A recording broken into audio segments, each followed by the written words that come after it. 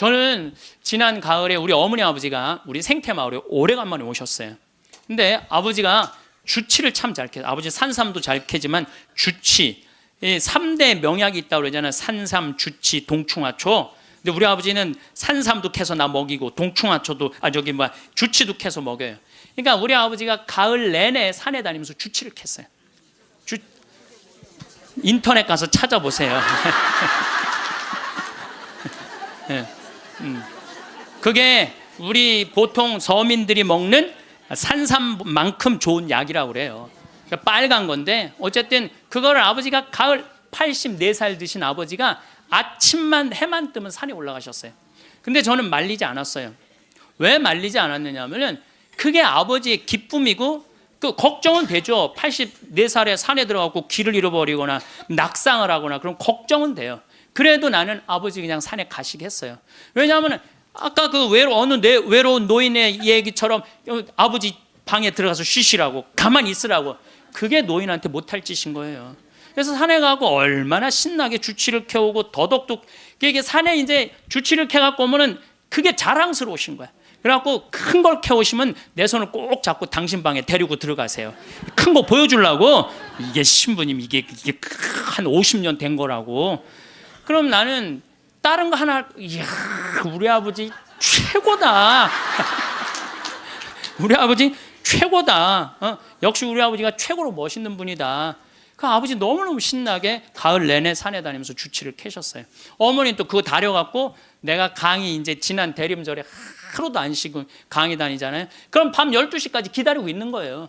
그거 먹인다고. 그걸 먹인다고. 아버지는 산에 가서 큰 죽을 둥살둥 주치 캐러 다니고 어머니는 또 밤 12시까지 그걸 다려놓고 아들 강의 끝나면 먹이려고. 근데 저는 한편으로는 늙은 분들을 너무 고생시키는 거 아닌가 이런 생각이 드는 반면 아니다. 저러다가 차라리 지쳐서 돌아가시는 게 낫다. 그래서 내가 어머니 아버지한테 올 봄에는 아까 명동에 와서 그 신발을 이렇게 신발 가게 보면서 내년엔 올 봄에는 신발을 좀 더 가벼운 걸 사드려야 되겠다. 산에 더 다니시게.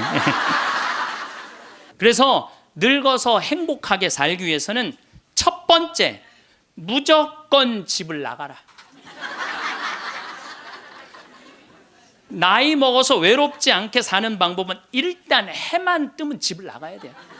그리고 70, 80 넘어가고 집에 있는 게 아니에요. 일단 나가주는 게 예의라니까.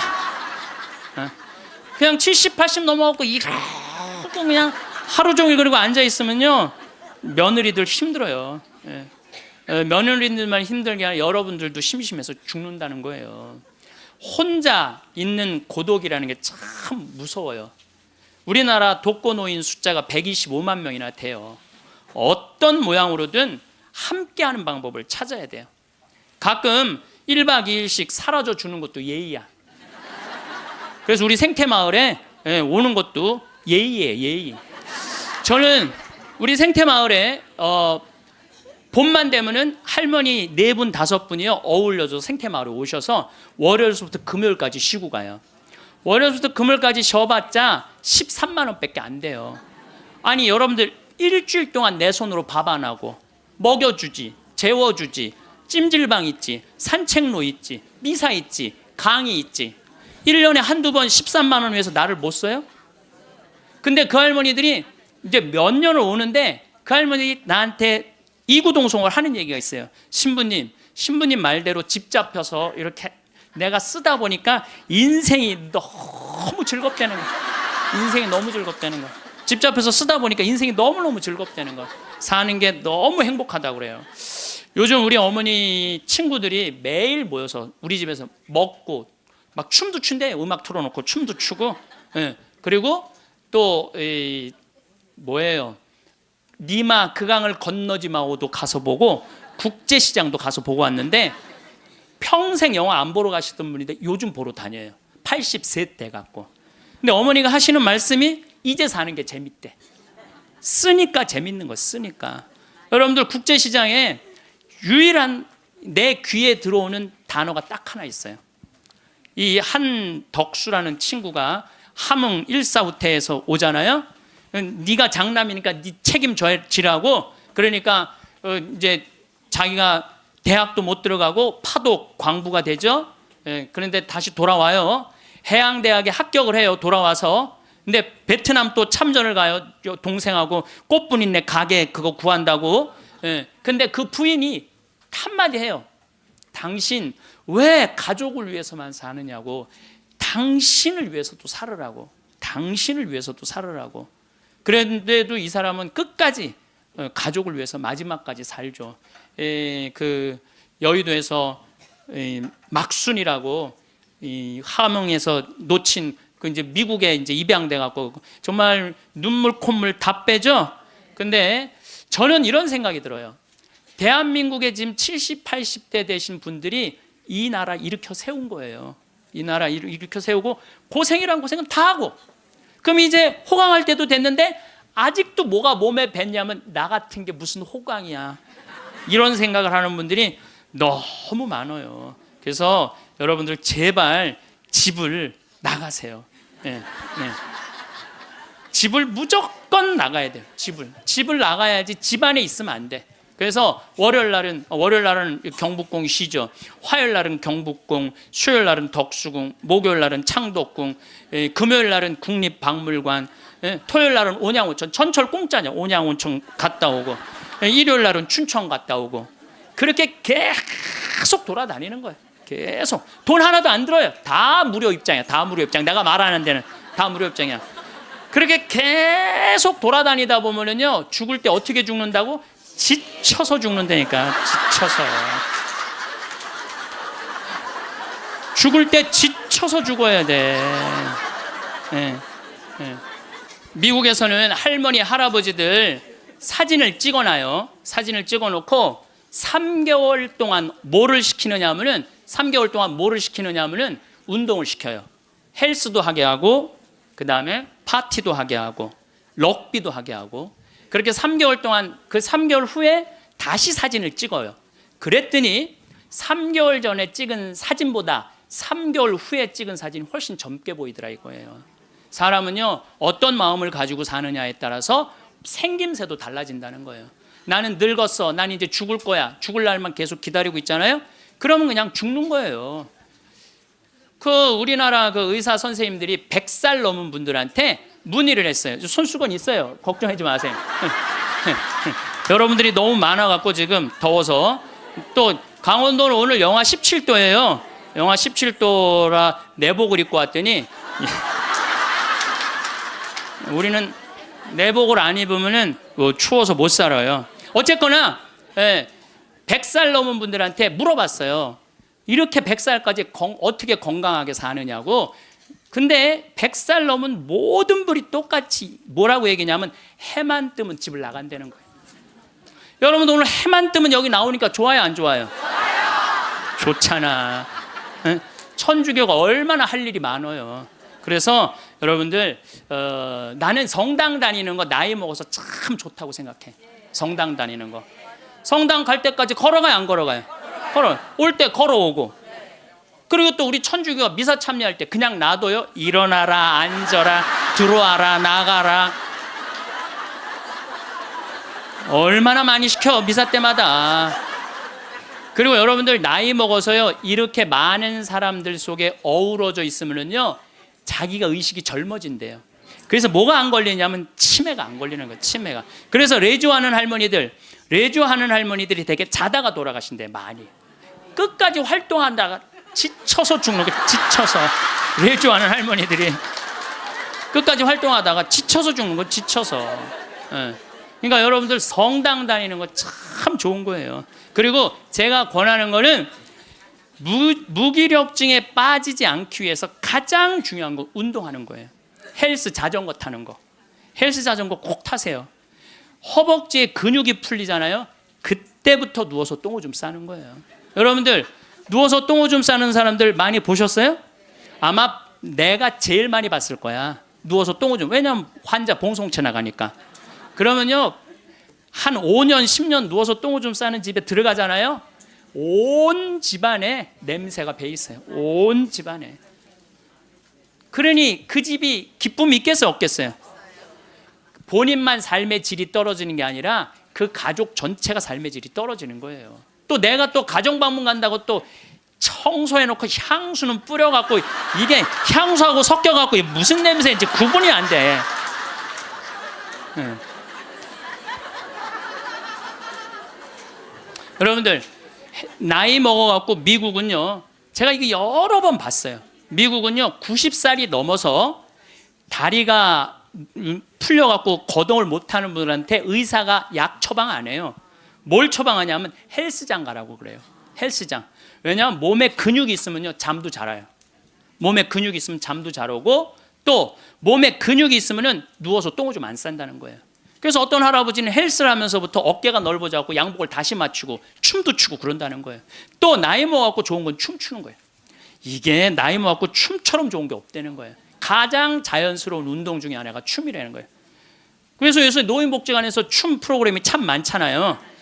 가서 춤만 추세요. 또 눈이 맞아갖고 막 뭐 결혼을 하느니 마느니.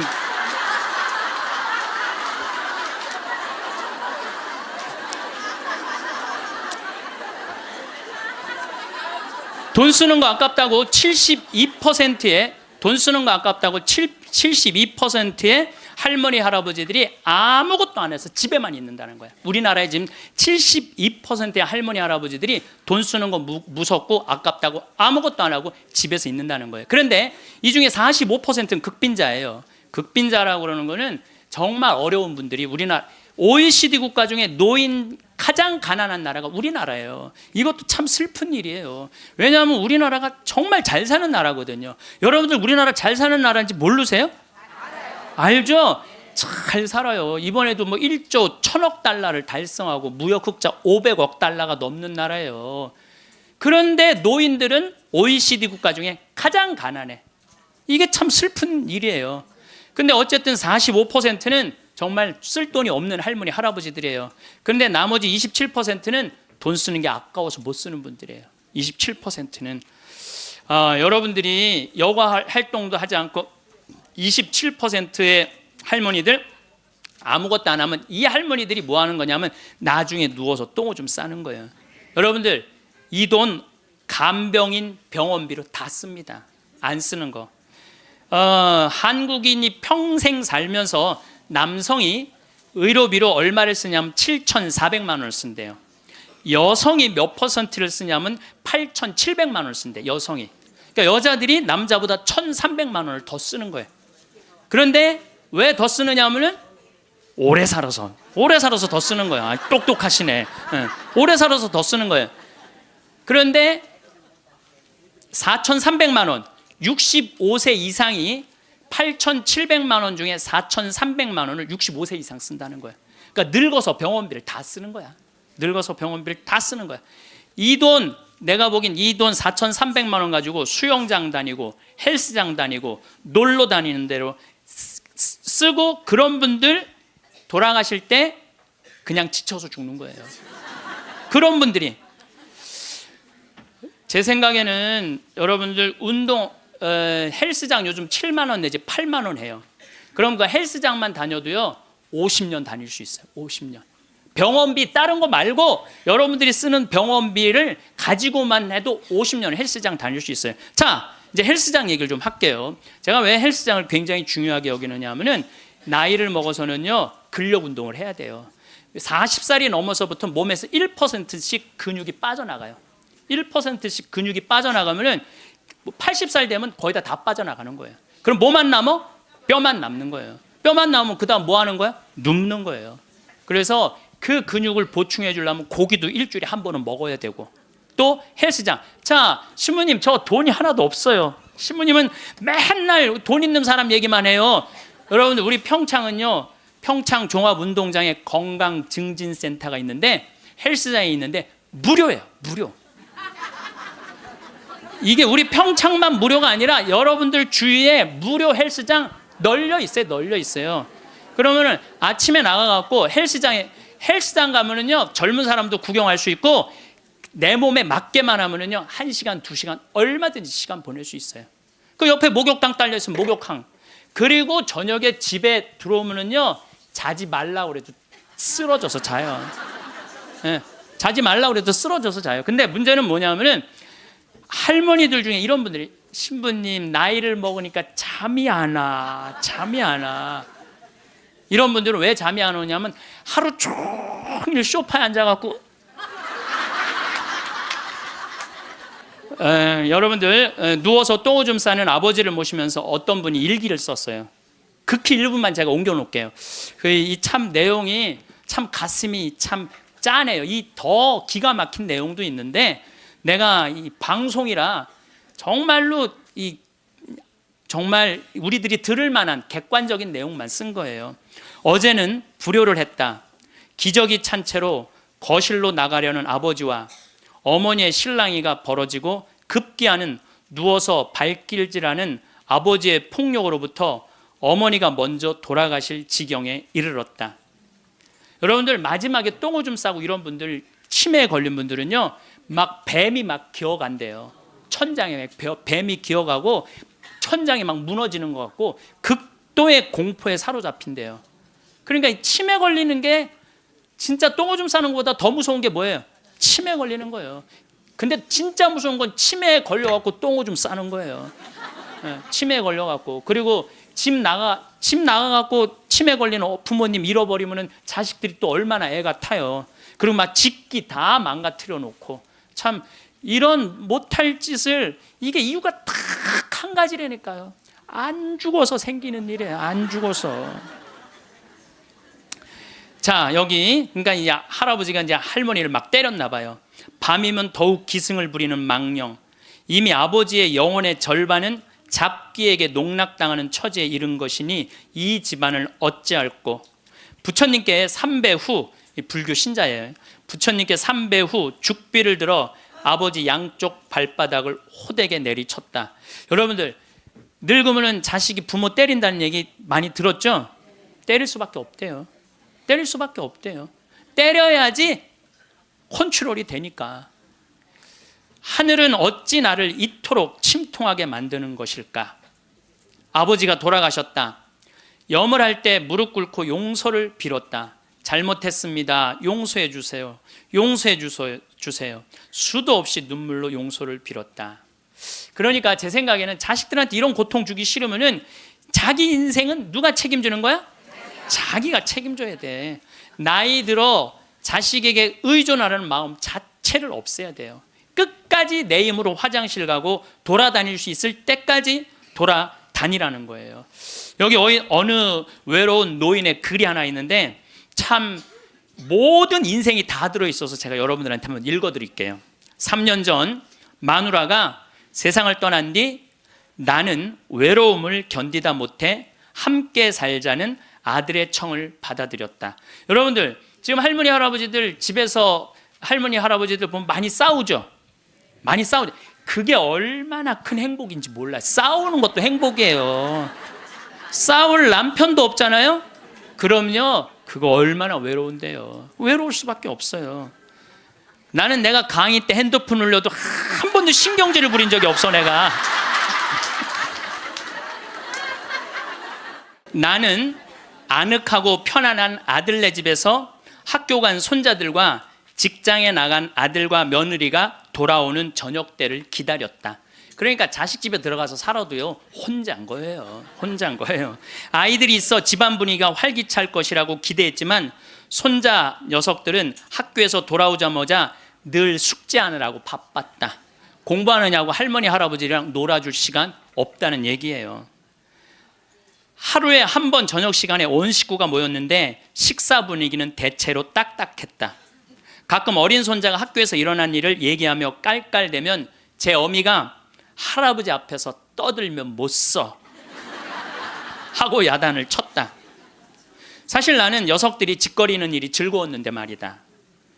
차를 마실 때라도 두런두런 이야기를 나누면 좋으련만 아들이 아버님 늦었습니다. 이제 그만 주무시지요 하고 말하면 나는 잠이 오지 않아도 내 방에 가야 했다.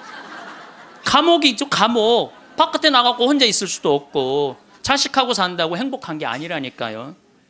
그러던 어느 날 이웃 노인 몇 사람과 오래간만에 즐겁게 마작을 하다가 시간 가는 줄 몰랐다. 그러다 저녁에 퇴근한 며느리에게 그 노인들 식사를 같이 부탁했는데 며느리가 진수성찬을 차려올렸다. 그런데 이튿날 아침이었다. 아들이 미리 말도 없이 손님을 청하면 어떡하냐면서 앞으로 그러지 마세요라고 말했다. 언젠가부터 나는 자주 배가 고팠다. 금방 밥을 먹어도 또 배가 고팠는데 냉장고에 내가 먹을 만한 간식이 없었다. 그래서 나는 매일 늙은 행상한테서 만두를 3상자씩 사 먹었다. 그 뒤로는 뱃속이 편안했고 하루 종일 목소리를 쓰지 않는 나로서는 만두 장수와 이야기 나누는 일도 즐거웠다. 여러분들 늙으면은요, 이 만두 장사랑 얘기 나누는 것도 즐거워. 나하고 누가 말만 해줘도. 그래서 우리 생태마을에 전화해갖고 할머니들요, 무지하게 통화 오래 하는 할머니들 많아요. 어느 날 만두 장수는 내게 줄 거스름돈이 모자라 나중에 며느리를 통해서 돈을 건네주었는데, 며느리는 아버님이 이렇게 직접 사다 드시면 사람들이 우리가 아버님을 잘 돌보지 않는다고 생각할 거예요 라고 말했다. 그렇게 2년이 흘렀다. 갈증이 나고 자주 오줌이 마려운 증세가 더 심해져 병원에 갔더니 당뇨병이라고 했다. 아들은 너무 많이 드셔서 그 병에 걸린 겁니다 라고 말했다. 며칠 뒤 내 몸은 회복됐지만 마음은 뒤숭숭했다.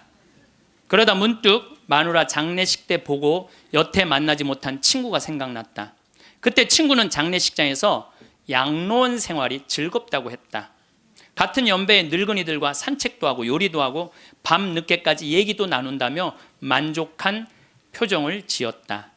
내가 들어갈 방도 있냐고 묻자 친구는 자네는 아들과 더불어 만년을 편안히 즐기게 라고 말했다. 여러분들 늙어서요, 늙은 친구들하고 어울려서 노는 게 행복할 것 같아요? 나 쳐다보지도 않는 아들하고 사는 게 행복할 것 같아요? 여러분들 여기 지금 늙은 친구들하고 오신 분들 많죠? 네. 아들이 여기 와서 놀아줄 수 있어요? 못 놀아줘요? 못 놀아줘요. 그러니까 이 생각을 바꿔야 된다는 거예요. 그냥 돈을 꾸리고 아껴서 그 옆에 있는 소중한 친구하고 밥 한번 사 먹을 생각 안 하고 자식 뒷돈 대줄 생각만. 그 정신 나간 엄마 아빠들이라는 거예요. 그러면 나는 그 친구의 말에 공감했지만 이미 3년을 편안하게 보냈으니 그것으로 족하지 않는가. 나는 자리에서 일어나 주섬주섬 짐을 꾸렸다. 옛 친구들이 있는 곳으로 가기 위해. 제가 가끔 삼성 노블카운티 또 유무상통 마을, 그야말로 돈이 있는 할머니 할아버지들 노인 요양시설에 가서 강의를 해요. 그분들 참 멋지게 살더라고요. 해주는 밥 딱딱 먹고 수영장 있고 삼성 노블카운티는 골프 클럽도 있더라고. 같이 골프도 치러 다니고. 여러분들 다 하실 수 있어요. 뭐만 하면 학원만 끊으면 욕심만 버리면 여러분들 다 하실 수 있어요. 대한민국은요 지금 얼마든지 행복하게 살 수 있는 길이 있는데 이놈의 욕심이 지금 대한민국을 막고 있는 거예요. 예전에는 40살 50살까지 살 때는 치매가 뭔지, 노년의 외로움이 뭔지도 모르고 살았어요. 그런데 이제는 70, 80, 100, 110살까지 살면서 점점 사는 게 재미가 없어져요. 그래서 나이가 들면은 뭐가 드느냐면 무기력증이 든다고 말씀을 드렸어요. 여러분들 사는 게 재미가 하나도 없고 무기력증에 빠지면 그 다음에 오는 건 우울증이에요. 이제 병으로 발전해요. 그래서 우리나라 그 할머니들 65세 이상 할머니들 그 우울증을 조사해 보면은 부부가 같이 노년에 살면 우울증이 21% 온대요. 그리고 자식하고 살면 27%가 온대요. 그러니까 여러분들 늙어서 자식들하고 살면은 행복할 것 같죠? 행복하지 않아요. 그러니까 여러분들 나는 늙어서 자식한테 효도받고 산다? 아니에요. 나이를 70, 80, 90 넘어가면서 자식하고 살면은요 서름받고 섭섭하고 또 내 마음 몰라주고 내가 저를 어떻게 키웠는데 나를 이렇게 무시해? 자기 오래 사는 줄 모르고 섭섭한 것만 생각해요. 자기 오래 사는 줄 모르고 섭섭한 것만 생각해요. 그러니까 자식하고 살면은 우울증에 더 많이 걸리는 거예요. 그러니까 여기 계신 여러분들은 늙어서 자식하고 한 집에서 산다는 생각은 아예 머릿속에서 빼버려야 돼요. 빼버려야 돼. 또 문제는 혼자 살면은요, 이 우울증은 41%로 늘어나요. 혼자 살면. 누가 뭐라 그래도 늙어서는 부부가 같이 사는 게 제일 좋아요. 누가 뭐라 그래도. 그러니까 여러분들 지금 여기 60, 70 되신 분들, 50 되신 분들도 마찬가지예요. 내가 지금 자식 걱정하고 뭐 며느리 걱정하고 손자 걱정하고 손녀 걱정할 때가 아니라니까요. 네. 남편 걱정하고 아내 걱정해야지 자식들 걱정할 일이 아니에요. 여러분들 이번에 니마 그 강을 건너지 마오, 그거 보셨어요? 네, 보셨죠? 저는 그 니마 그 강을 건너지 마오를 우리 직원들하고 보면서 저는 참 많이 울더라고요. 많이 울었죠, 여러분들도. 근데 난 그 우는 게 이해가 안 가. 왜 울어? 여러분들, 할아버지 98, 조병만 할아버지, 할머니 89, 강계열 할머니. 여러분들 89, 89살에 눈 오면 눈싸움하고 놀고, 그렇잖아요. 낙엽 떨어지면 낙엽 가지고 놀고, 꽃 피면 꽃 꽂아서 머리에 꺾어주고, 근데 냉이 씻을 때 물에 물장구 치고 놀고. 여러분들 89살, 이 98살에 그렇게 산다는 건요, 늘 내가 강의 때 말하는 대로 사는 분이에요. 얼마나 행복해요. 저는 그 두 분의 이렇게 사는 모습을 보면서 참 보기 좋더라고요. 저렇게 마지막에 아름답고 경치 좋은 데서 자식들하고 안 살고 그 부부가 같이 그렇게 한복 꼭 같은 색깔 입고, 얼마나 좋아요. 100살까지 그렇게만 살 수 있다면 여러분들 그건 대복을 탄 거예요. 저는요, 중간에 무슨 장면이 나오느냐 하면은, 이 할머니 생일날 자식들이 와서 밥을 먹다가 싸워요. 싸우는 거 보셨죠? 네. 뭐 네가 한번 아버지 아팠을 때 병원에 모시고 갔냐, 전화라도 한번 했냐. 그 싸우는 걸 보면서 많은 사람들은 가슴 아프게 생각을 하는데, 전 전혀 그렇게 생각. 이건 여러분들 모두의 일이에요. 앞으로 대한민국의 모든 집에서 일어날 일이에요. 그리고 나는 그 자식들 100번 이해가 돼요. 100번 그 자식들 이해가 돼요. 여러분들 생각을 해보세요. 98이면 아들이 68살이야. 아들이 68살이면은 자기도 힘들어. 자기도 70에 들어섰는데 98살 먹은 아버지 언제 챙겨요? 98 먹은 아버지. 여러분들 생각을 해봐요. 여러분들 딸이 하나 있는데 40살까지 시집도 안 가고 80 다 된 내 옆에 붙어 살아. 그럼 그 딸 이뻐요, 미워요? 그리고 그냥 돈이라도 벌어오면 좋은데 돈도 안 벌어와. 돈도 안 벌어오고 계속. 그리고 이런 우리나라 캥거루족이 몇 명이냐면은 100만 명이래요. 그러니까 어머니가 70, 80이 다 됐는데도 그 어머니 등골에 붙어서 빼먹는 거야. 자기는 돈도 안 벌고. 여러분들 그런 딸들이 자기가 독립하지 않고 계속 부모 힘들게 하면 그 딸 밉잖아요. 그럼 입장을 바꿔놓고 생각해보자 이거야. 내 나이가 60이 됐는데 아버지가 100살 되도록 안 죽고 계속 내 등에 붙어 살면은 60 먹은 자식은 힘들 것 같아요, 안 힘들 것 같아요? 똑같은 입장이에요. 계산상 안 맞는다는, 계산상. 자식을 20년 키웠으면 20년만 얻어 먹어야지. 근데 이제는 20년 키우고 40년, 50년, 60년 얻어 먹는다니까요. 지금 50살 되신 분들은 110살까지 산다고 말씀드렸죠? 그러면은 지금 50살 된 분들 110살까지 살면은요, 60살서부터 자식 기대고 산다면은요, 몇 년 얻어먹는 거야? 50년 얻어먹는, 50년. 지금 40살들은요 120살까지 사는 거야. 그럼 60살서부터 자식 기대서 얻어먹고 산다면은요 60년 얻어먹는 거야. 20년 기껏 키우고 난 다음에 60년 얻어먹는 게 말이 돼요?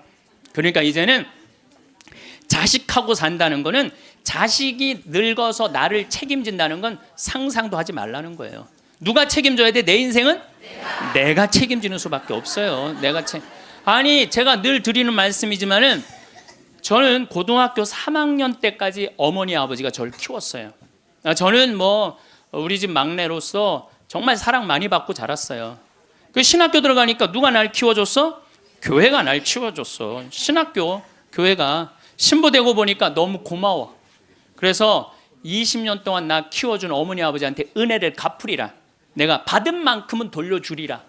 그래갖고 내가 첫 신부 돼갖고 첫 사목 활동비 받았을 때 45만 원인가 받았어요. 그 24년 전에요. 어머니 2만 5천 원, 아버지 2만 5천 원 용돈 드렸다니까요. 그렇게 20년 동안 한 달도 안 빠지고 용돈 드렸어요.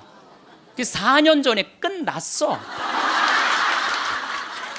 4년 전에 계산 끝났어요. 그런데도 어머니 아버지가 갈 생각을 안 하네. 아버지 85, 어머니 83인데 너무 정정하신 거예요. 근데 저는 괜찮아요. 왜냐하면 여러분들, 저는 사실은 어머니 아버지를 전 참 많이 사랑해요. 이제는요, 자식이 효도로 부모를 모시는 시대는 끝났어요. 자식이 부모를 얼마나 사랑하느냐가 결정적이에요. 너무 사랑하면 보고 싶잖아. 자꾸 같이 있고 싶고. 사랑은 그거 아니에요? 보고 싶고 같이 있고 싶고. 그러니까 아버지가 85이 돼도 어머니가 83이 돼도 항상 머릿속에는 시간만 되면 아버지, 어머니 보러 가고 싶다. 이 생각을 좀 갖고 있어요. 이건 효도의 차원이 아니에요. 사랑의 차원이지. 그러니까 나는 또 어머니, 아버지가 살아있는 게 좋아. 왜냐하면 어머니, 아버지 죽으면 아무도 없잖아요. 마누라가 있어, 자식이 있어, 누가 있어. 어머니, 아버지 죽으면 끝인데. 그래서 내가 어머니, 아버지한테 꼭 하는 말이 있어요. 올해도 가서 말씀드렸어요. 어머니, 아버지, 내가 70에 은퇴하니까 앞으로 딱 20년만 더 살아라. 그럼 아버지 105, 어머니 103이야. 그러니까 딱 20년만 더 살고 그땐 내가 안 붙잡겠다. 그땐 죽어도 된다. 저는 상관없는데 여러분들은 상관이 있어요. 왜 상관이 있느냐 하면은 70살 된 여러분들, 50, 60살 된 여러분들은 지금 나도 힘들지만 자식 결혼시켜줘야지, 또 뭐 책임져야 될 게 얼마나 많아. 그런데 늙은 어머니, 아버지, 90, 100살 된 어머니, 아버지까지 살아있다면은 이건 너무 힘든 거예요. 너무너무 힘든 거예요. 그러니까 인생이 즐거운 게 아니라 인생이 온통 짐이야, 짐.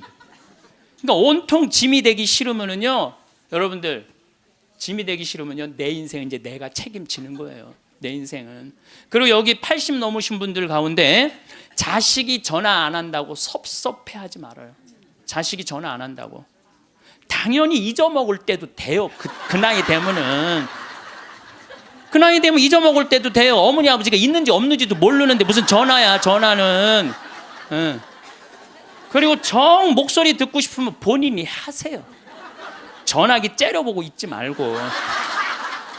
1번 누르면 큰아들, 2번 누르면 작은아들 나오는데 그걸 못하고 이놈의 새끼들이 손가락이 없어, 발가락이 없어, 왜 전화를 안 해? 자기가 하면 되지. 그래서 늙어서는 뭐를 버려야 되냐면 거지 근성을 버려야 돼요. 누가 나한테 해주겠지, 날 찾아와 주겠지, 이런 생각 절대 하지 말라는 거예요. 이제 여러분들 내 인생을 내가 책임지는 방법은 딱 한 가지밖에 없어요. 자식 학원 끊는 거예요. 자식 학원 끊고 대학 다닌 자식 있으면 휴학시키고, 그리고 결혼은 네가 벌어서 가라고 그러는 거예요. 이 대한민국 이 세 가지가 안 되잖아요. 그럼 모두가 불행할 수밖에 없어요. 근데 우리나라 애들이 지금 얼마나 허약하냐 하면 우리 생태마을은 참 일이 1년 내내 일이 너무너무 많아요. 그래서 사람이 많이 필요해요. 사람이 많이 필요해갖고 내가 고등학교 졸업생들 많이 뽑았어요. 근데 10명 중에 9명은 가요. 일주일도 일을 못하고. 10명 중에 9명이 왜 일주일도 못하고 가는 줄 알아요? 초등학교, 중고등학교 24시간 책상에만 앉아 있었던 애들이야. 책상에만. 그러니까 끈질기게 노동을 하는 걸 배워본 적이 없어. 여러분들, 유럽 아이들, 미국 아이들은요, 이 스포츠를 너무너무 중요하게 여겨요. 그래서 토요일 날, 일요일만 되면은 엄마 아빠들이 애들 운동하는 거 계속 지켜봐요. 내가 이번에도 미국 쪽에 이 워싱턴 쪽에 강의를 갔는데 그러더라고요. 여기 우리 사회는요, 운동을 못하면 사람 대접을 못 받는다는 거예요. 자기 아들 지금 럭비를 시킨대. 우리나라 럭비를 시키는데 초등학교 6학년 애야. 너무너무 럭비를 잘한다는 거예요. 그러니까 그 럭비 데리고 다니는 게 일이야. 그러니까 걔네들은 기본 끈기가 있는 거야. 운동을 하니까. 근데 우리나라 애들은 운동이 어디 있어? 국어, 영어, 수학 외우느냐고 그냥 대학교 때까지 책상에 앉아 있는 거야. 이런 애들이 생태마을에 와서 아침 9시부터 저녁 6시까지 일을 해봐요. 못 견뎌요. 뭐 하루 만에 가는 놈, 이틀 만에 가는 놈, 일주일 만에 가는 놈. 제가 그 돌아가는 아이들을 보면서 이거 큰일 났구나. 대한민국 이거 큰일 났구나. 전부 머리 쓰는 일만, 그것만 일이라고 생각하고 노동을 귀하게 여기지. 여러분들 노동을 귀하게 여기지 않으면요, 그 사회는요 끝나는 수밖에 없어요. 로마가 왜 망했어요? 자기 나라 지키는 용병 다 용병 갖다 써갖고 망한 거예요. 우리나라도 지금 외국인 노동자들 엄청나게 들어오잖아요. 그러니까 중소기업에 가보면 전부 사람이 없다고 난리야. 그런데 국가에 보면은 지금 애들 캥거루족이 100만 명에 취직 못하는 애들 200~300만 명이 넘게 집에서 그냥 노는 거야. 아무 일도 안 하고 엄마 돈 빼먹는 거죠. 엄마 아빠 등골 빼먹는 거예요. 그거는 엄마 아빠의 등골만 빼먹는 게 아니라 80, 90까지 살 엄마 아빠 등골까지 다 빼먹는 거예요. 이게 여러분들 보통 심각한 문제가 아니에요. 대한민국 지금 심각해요. 자식들한테 돈 다 뺏긴 노인들, 쓸 돈이 없어서 집 안에만 그냥 박혀 있는 거예요. 공원에 나가 이렇게 장기 바둑 두는 데 기웃거리다가 집에 들어오는 할머니들 참 많아요. 결국 사는 맛 하나 없이 사는 노인들이 극단적으로 선택할 수밖에 없어요. 왜 삶을 그렇게 마감하냐 이거예요. 근데 이게 다 여러분들 욕심 때문에 그래요. 욕심 때문에 애들을 망치는 거예요. 여러분들 지금 이 초등학교 학생들이 오늘 굉장히 많이 왔는데 이거 굉장히 막 아주 이거 획기적인 일이 지금 벌어졌어요. 지금 이 초등학생들이 쟤네들이요 선행학습을 학원에 가서 한 번 하고 집에서 숙제하고 그리고 학교 가면은요 선생님이 가르치는 게 재미가 하나도 없대요. 세 번째 공부하니까 세 번째 그러니까 선생님이 존경스럽지가 않은 거야. 그래서 쟤네들이 학교 다니는 게 재미가 하나도 없는 거예요. 여러분들 학교 다니는 게 재미가 없는 애들이 나중에 어떻게 될 것 같아요? 컴퓨터 게임에 빠지는 거예요. 근데 그게 선행학습이 누구 때문에 벌어지는 거냐? 대한민국의 부모들 때문에 그래요. 내만 1등 시키고 싶은 이 욕심, 이게 대한민국을 병들게 하고 아이들 병들게 하고 그것만에 거기에 학원비 들어가는 건 내 노년의 이 연금을 다 쏟아붓는 거야. 그래서 마지막에는 선택할 수밖에 없어요. 대한민국이 건강해지려면요 제가 농담으로 하는 얘기가 아니에요. 학원 끊고 대학 휴학시키고 지금 저기 집에서 노는 놈들 전부 공장에 취직시켜갖고 일시켜야 돼요. 그래야지 대한민국이 건강하게 살아가요. 여러분들도 살 끼고 자식들도 살 길이 그거예요. 내가 살고 있는 집 이름이 성 필립보 생태마을이에요. 근데 이 필립보 생태마을은 내가 신학생 때부터 본당 신부님을 모시고 보좌 신부 때도 모셨던 김창림 필립보 신부님이 저서 저한테 주신 거예요, 선물로. 그러니까 그 아름다운 장소에 너무 아름답게 저서 주셨잖아요. 근데 그래서 신부님 본명이 필립보예요. 그래서 필립보 성 필립보 생태마을이에요. 근데 이분이 2012년 5월 17일 저녁 8시 17분에 내 품에서 돌아가셨어요. 87세의 나이로. 근데 내가 이분의 돌아가심을 보면서 참 죽음에 대해서 많이 묵상을 했어요. 이 얘기는 내가 다음 시간에 하도록 하고 지금은 마침 기도로 이혜인 수녀님 기도를 바치겠습니다. 어느 노인의 고백이라는 기도입니다. 성부와 성자와 성령의 이름으로. 하루 종일 창밖을 내다보는 일이 나의 일과가 되었습니다. 누가 오지 않아도 창이 있어 고맙고 하늘도 구름도 바람도 벗이 됩니다. 내 지나온 날들을 빨래처럼 꼭 짜서 햇살에 널어두고 봅니다. 바람 속에 펄럭이는 휘노애락이 어느새 노을빛으로 물들어 있네요. 이왕이면 외로움도 눈부시도록 가끔은 음악을 듣습니다. 이 세상을 떠나기 전 내가 용서할 일도 용서받을 일도 참 많지만 너무 조바심하거나 걱정하진 않기로 합니다. 죽음의 침묵은 용서하고 용서받은 거라고 믿고 싶어요. 고요하고 고요하게 하나의 노래처럼 한 잎의 풀잎처럼 사라질 수 있다면. 건강하고 활기찬 매일을 보내는 것. 이것이야말로 우리 모두가 꿈꾸는 가장 소중한 목표가 아닐까요? 과거에는 행복한 삶이란 무엇인가 주어지기를 기다리는 것이라고 여겼습니다. 하지만 이제는 다릅니다. 진정한 행복은 스스로 적극적으로 설계하고 만들어가야 하는 것임을 깨닫게 됩니다. 우리는 각자의 삶을 주인공으로 살아갈 수 있는 힘과 지혜를 가지고 있습니다. 누군가에게 의존하거나 상황이 좋아지기를 수동적으로 기다리는 것이 아니라 매일매일을 의미 있게 채워나가며 진정한 만족감을 찾아가는 것입니다. 그렇다면 어떻게 해야 할까요? 어떤 방법으로 우리의 삶을 더욱 풍요롭고 의미 있게 만들 수 있을까요? 그 답은 생각보다 가까운 곳에 있습니다. 바로 우리의 일상 속에서 실천할 수 있는 작은 변화들 속에 숨어 있습니다. 우리가 마주하는 가장 큰 적은 무엇일까요? 그것은 바로 무기력증과 우울함입니다.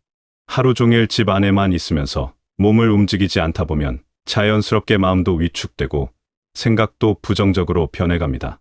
이런 악순환의 고리를 끊어내는 가장 확실한 방법이 바로 규칙적인 신체 활동입니다. 운동이라고 하면 거창하게 생각할 필요가 없습니다. 매일 아침 일어나서 집 밖으로 나서는 것만으로도 충분한 시작입니다. 가벼운 산책로를 따라 걸으며 계절의 변화를 느껴보세요. 바람이 얼굴을 스치는 느낌, 새들의 지저귐 소리, 나무들 사이로 스며드는 햇살을 온몸으로 받아들이는 것만으로도 우리의 몸과 마음은 놀라운 변화를 경험하게 됩니다. 걷기가 익숙해졌다면 조금 더 다양한 활동에 도전해보는 것도 좋습니다. 동네 체육관에서 하는 댄스 수업에 참여해보세요. 처음엔 어색하고 부끄러울 수 있지만 음악에 맞춰 몸을 움직이다 보면 어느새 얼굴에 미소가 번지고 마음이 가벼워지는 것을 느낄 수 있을 것입니다. 헬스 자전거나 수영 같은 운동도 훌륭한 선택입니다. 중요한 것은 운동의 종류가 아니라 꾸준함입니다. 매일 같은 시간에 집을 나서는 작은 습관 하나가 우리의 신체적 건강은 물론 정신적 건강까지 지켜주는 든든한 방패막이가 됩니다. 몸을 움직이면 우리의 뇌에서는 행복감을 주는 화학물질들이 분비됩니다. 이것은 과학적으로도 입증된 사실입니다. 운동을 하고 난 후에 그 상쾌함과 성취감은 어떤 약물로도 대체할 수 없는 자연스러운 치료제입니다. 또한 규칙적인 운동은 수면의 질을 개선하고 식욕을 정상화시키며 면역력을 높여줍니다.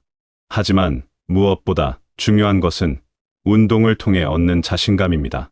처음에는 조금만 걸어도 숨이 찼던 몸이 점점 튼튼해지고 계단을 올라가는 것이 한결 수월해지는 것을 느낄 때 우리는 스스로에 대한 믿음을 되찾게 됩니다. 나도 할 수 있다는 자신감, 변화할 수 있다는 희망, 이런 긍정적인 에너지가 삶의 다른 영역으로까지 퍼져나가게 됩니다. 아무리 몸을 열심히 움직여도 채울 수 없는 무언가가 있습니다. 바로 정서적 만족감과 소속감입니다. 인간은 본능적으로 사회적 동물입니다. 다른 사람들과 소통하고 교감하며 함께 무언가를 나누고 싶어하는 욕구를 가지고 있습니다. 이런 욕구가 충족되지 않으면 아무리 몸이 건강해도 마음은 메마르고 외로워집니다. 혼자 있는 시간을 완전히 없앨 수는 없지만 그 시간을 줄이고 다른 사람들과 함께하는 시간을 늘려보세요. 오랫동안 연락하지 않았던 친구에게 전화를 걸어보는 것은 어떨까요? 처음엔 어색할 수도 있지만 대화가 시작되면 금세 옛정이 되살아나면서 서로의 안부를 나누게 됩니다. 이웃과의 관계도 소중히 가꿔보세요. 엘리베이터에서 마주치는 분께 먼저 인사를 건네고 아파트 단지 내에서 산책하는 분들과 자연스럽게 대화를 나눠보세요. 처음엔 날씨 이야기나 간단한 인사말에 그칠 수 있지만 시간이 지나면서 서로에 대해 더 많이 알게 되고 진정한 이웃사촌의 관계를 만들어갈 수 있습니다. 지역 복지관이나 문화센터에서 진행하는 다양한 프로그램에 참여해보는 것도 좋은 방법입니다. 요리 교실, 원예 수업, 노래 교실 등 다양한 활동들이 준비되어 있습니다. 이런 곳에서 만나는 사람들은 비슷한 관심사를 가지고 있기 때문에 자연스럽게 친해질 수 있습니다. 종교적인 믿음이 있으시다면 교회나 절, 성당 등의 공동체에 적극적으로 참여해보세요. 예배나 법회에 참석하는 것뿐만 아니라 봉사활동이나 소모임에도 참여하다 보면 신앙을 통해 맺어진 깊이 있는 인간관계를 만들어갈 수 있습니다. 사회적 교류의 가장 큰 장점은 서로에게서 배울 수 있다는 점입니다. 다른 사람의 경험담을 들으며 새로운 시각을 얻게 되고 내 이야기를 들어주는 사람이 있다는 것만으로도 마음의 위안을 받게 됩니다. 또한 함께 웃고 이야기하는 시간들은 스트레스를 해소시켜주고 삶의 활력을 불어넣어줍니다. 때로는 다른 사람을 도와주는 역할을 하게 되기도 합니다. 컴퓨터나 스마트폰 사용법을 잘 모르는 분께 알려드리거나 몸이 불편한 분을 도와드리는 일을 통해 우리는 존재의 의미와 보람을 느끼게 됩니다. 누군가에게 필요한 존재라는 것을 확인하는 순간 우리의 자존감은 한층 높아집니다. 지금까지 이야기한 신체 활동과 사회적 교류를 실천하기 위해서는 어느 정도의 비용이 필요합니다. 체육관 이용료, 문화센터 수강료, 친구들과의 식사 비용 등등 말이죠. 이런 지출을 보며 돈을 너무 많이 쓰는 것은 아닐까 하고 걱정하는 분들이 계십니다. 하지만 이런 생각을 조금 바꿔볼 필요가 있습니다. 건강을 위한 지출을 단순한 소비가 아닌 투자로 바라보는 관점의 전환이 필요합니다. 운동을 하고 사람들과 어울리는데 쓰는 돈은 미래의 의료비를 줄이고 삶의 질을 높이는 가장 확실한 투자입니다. 실제로 규칙적으로 운동하는 사람들은 그렇지 않은 사람들에 비해 각종 질병에 걸릴 확률이 현저히 낮습니다. 당뇨병, 고혈압, 심장질환, 치매 등 각종 성인병을 예방하는데 운동만큼 효과적인 방법은 없습니다. 또한 사회적 교류를 통해 받는 정서적 지지는 우울증과 불안장애를 예방하는 데 큰 도움이 됩니다. 건강을 잃고 나서 병원비로 지출하게 되는 돈을 생각해 보세요. 수술비, 입원비, 약값, 간병비 등등 그 비용은 상상을 초월합니다. 게다가 돈으로 살 수 없는 것이 있습니다. 바로 건강한 시간입니다. 아프고 나서 후회해도 이미 늦습니다. 현명한 소비의 기준은 단순히 돈을 적게 쓰는 것이 아닙니다. 진정으로 가치 있는 곳에 투자하는 것입니다. 건강과 행복을 위한 지출은 결코 아까운 돈이 아닙니다. 오히려 우리가 할 수 있는 가장 똑똑한 투자입니다. 물론 무작정 돈을 쓰라는 이야기는 아닙니다. 자신의 경제 상황에 맞는 선에서 합리적으로 계획을 세워야 합니다. 비싼 헬스클럽 대신 동네 체육관을 이용하고 고급 레스토랑 대신 합리적인 가격의 식당에서 친구들과 만나는 등 똑똑한 선택을 하면 됩니다. 중요한 것은 우선순위를 제대로 정하는 것입니다. 건강과 관련된 지출을 최우선으로 두고 불필요한 다른 지출은 줄여나가는 지혜가 필요합니다. 집 안에서만 사용하는 물건들을 사는 것보다는 밖으로 나가서 활동할 수 있는 기회에 투자하는 것이 훨씬 현명한 선택입니다. 또한 건강을 위한 투자는 단순히 개인적인 차원에서만 의미가 있는 것이 아닙니다. 건강한 사람이 많아질수록 사회 전체의 의료비 부담이 줄어들고 더 많은 사람들이 활기차게 살아갈 수 있게 됩니다. 우리의 작은 투자가 사회 전체에 긍정적인 영향을 미치는 것입니다. 건강을 위한 지출에서 얻는 것은 단순히 몸의 건강만이 아닙니다. 새로운 사람들과의 만남, 새로운 취미와 관심사의 발견, 성취감과 자신감의 향상 등 돈으로 환산할 수 없는 소중한 가치들을 얻게 됩니다. 이런 것들은 우리의 삶을 훨씬 더 풍요롭고 의미 있게 만들어줍니다. 지금까지 이야기한 3가지 요소를 다시 한번 정리해 보겠습니다. 바로 신체적 활동, 사회적 교류, 그리고 이를 뒷받침하는 현명한 투자입니다. 이 3가지는 서로 독립적인 것이 아니라 톱니바퀴처럼 맞물려 돌아갑니다. 운동을 하면서 만난 사람들과 친해지고 그 사람들과 함께 더 다양한 활동을 하게 됩니다. 사회적 교류를 통해 새로운 운동이나 취미를 알게 되고 그것에 참여하기 위해 투자를 하게 됩니다. 건강을 위한 투자를 통해 더 많은 활동과 만남의 기회를 얻게 됩니다. 이런 선순환의 고리가 한번 만들어지면 우리의 삶은 점점 더 풍요로워집니다. 매일 아침 일어나는 것이 기대되고 새로운 하루를 맞이하는 것이 즐거워집니다. 무기력함과 우울함은 자연스럽게 사라지고 대신 활력과 희망이 자리 잡게 됩니다. 가장 중요한 것은 이 모든 것이 다른 누군가가 만들어주는 것이 아니라 우리 스스로 만들어가는 것이라는 점입니다. 주도권을 우리가 가지고 있습니다. 변화를 만들어낼 힘도 우리 안에 있습니다. 처음에는 작은 변화부터 시작해도 됩니다. 하루에 10분만 더 걷기 일주일에 한 번, 친구와 통화하기 한 달에 한 번, 새로운 활동에 참여해보기, 이런 작은 실천들이 모여서 큰 변화를 만들어냅니다. 중요한 것은 완벽해야 한다는 부담을 갖지 않는 것입니다. 때로는 의욕이 떨어질 때도 있고 몸이 아파서 운동을 못할 때도 있습니다. 그럴 때는 충분히 쉬었다가 다시 시작하면 됩니다. 포기하지 않고 꾸준히 이어가는 것이 가장 중요합니다. 우리는 모두 행복할 자격이 있습니다. 건강하고 활기찬 매일을 보낼 권리가 있습니다. 그 권리를 실현하는 것은 다른 누구도 아닌 바로 우리 자신의 선택과 노력에 달려 있습니다. 삶은 우리가 생각하는 것보다 훨씬 많은 가능성을 품고 있습니다. 새로운 사람들과의 만남, 새로운 경험들, 새로운 도전들이 우리를 기다리고 있습니다. 문을 열고 나가서 그 가능성들을 하나씩 현실로 만들어 보세요. 여러분의 매일매일이 건강과 웃음으로 가득 차고 소중한 사람들과의 따뜻한 만남으로 풍성해지며 현명한 선택을 통해 더욱 의미 있는 삶을 만들어 가시길 바라겠습니다.